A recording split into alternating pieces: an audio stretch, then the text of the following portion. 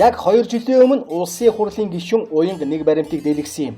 Дээрмийн гэрээгээр Монгол улсыг чөлбөж буй оюу толгойн асуудал нь олонд ад үзэгдсэн зартай попол гэгддэг босоо гамбаа гишүүн уянга нарыг унгааж авснаар нам хүн болсон. Харин манай хөтөлбөр нэг сануулчих.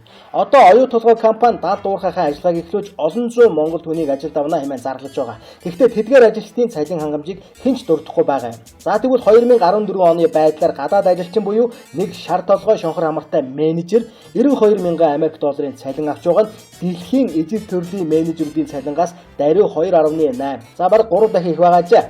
Мөн гадаад гагнуурчны өдрийн цалин 1,804,735 төгрөг байхад Монгол гагнуурчны өдрийн цалин харин 71,600 төгрөг байсан байна. Ийм л мэдээг одоогоос 2 жилийн өмнө дэлгэж байж. Одоо ч хэвээр байгаа айгуул бол бүр нэмэгдсэн ч байж мэднэ. Гадаад ажилчин яагаад ийм өндөр цалин авч Монгол хүн яагаад ийм бага цалин авч байна? Гадаад хүн гэхээр биднээс илүү ходоттой, биднээс илүү их тансаг хэрэглээтэй байх ёстой юм уу?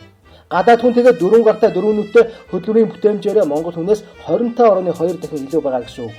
Өстө донгосоо хүн бол хүн, гар бол гар, толгой бол толгой. Энэ ертөнцийн хаанч адилхан. Энд ердөө гадаад ба Монгол хүн гэсэн дорд үзэл буюу ядгуурдан гадуурх үзэл ноёхож байгаа л дээ.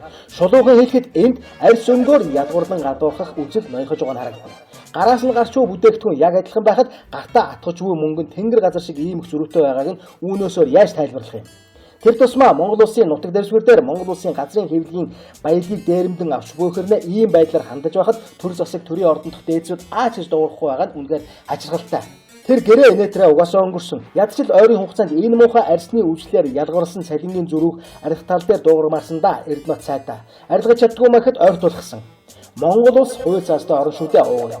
Биднийг газар нутаг дээр минь арай л дээрлэхэд байх юм.